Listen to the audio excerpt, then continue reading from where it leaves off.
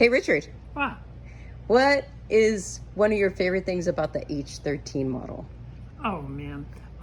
It when I was a little kid, I had to have a guitar, and I was looking at some guitars hanging on the wall in a music store in either Waco or Texarkana, someplace in East Texas, and the guitars looked weird. They were kind of boxy.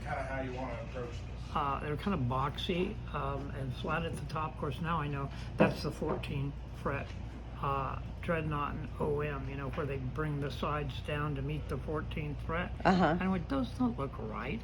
And so later on, when I saw the LOO Nick Lucas shape, I went, now that looks like a guitar. That's really sexy.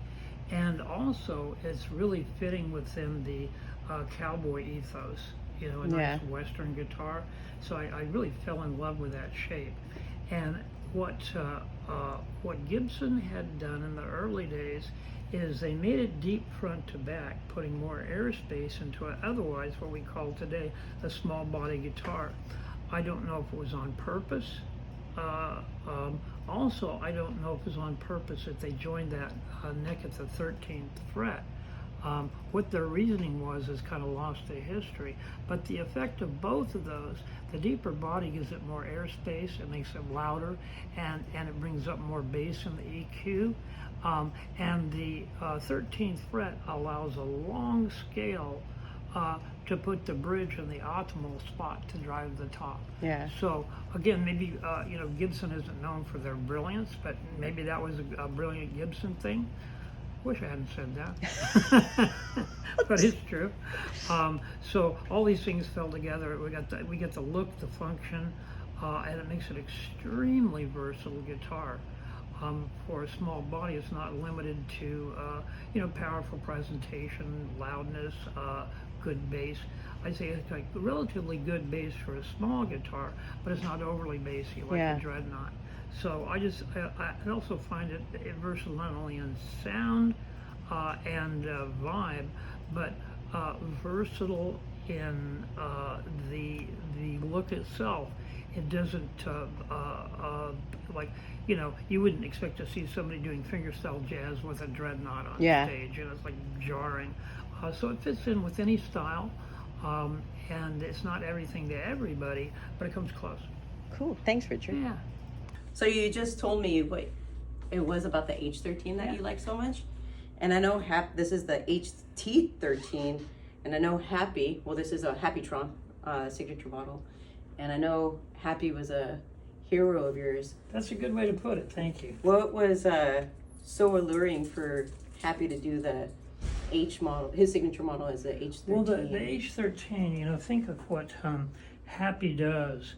He does a lot of very traditional stuff. Sonny Terry, Brownie McGee, early Bob Dylan, because he was on those records, playing. Not really so much modern stuff, but versatile.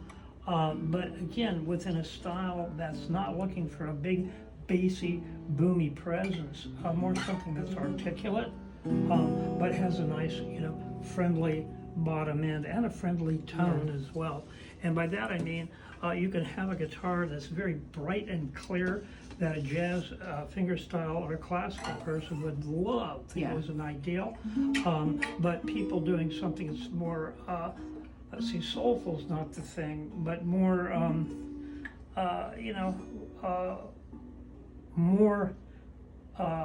I guess folk, folklore, Americana. Really speaking with that kind of emotion. It's got the tone for that, and that's because of our choices of wood. This one is mahogany and redwood.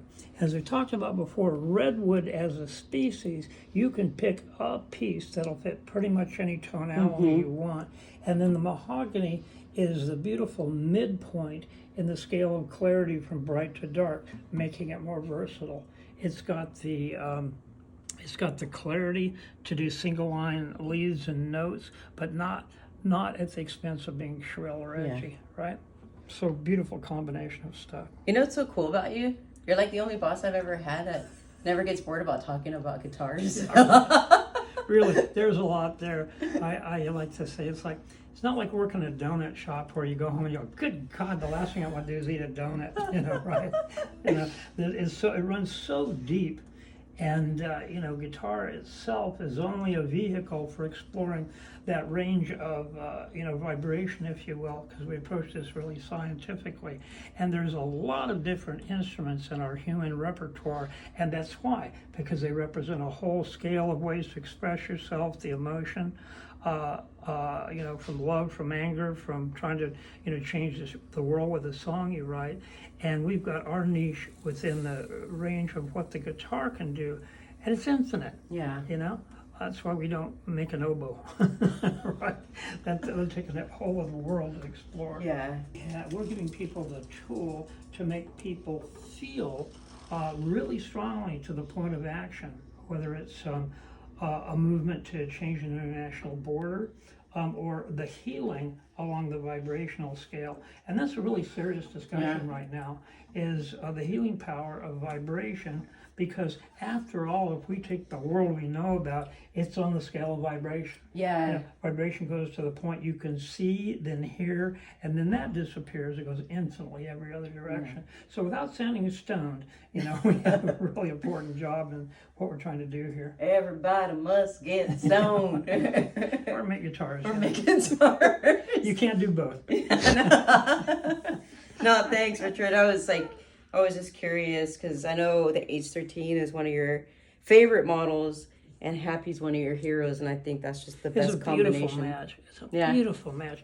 And the rest of the soul, the pictures we see of them, holding that guitar and beaming is just like perfect. Perfect match. Oh, look at that redwood. She likes it too. Come on in. Thanks, boss. Thank you. Yeah, I like it.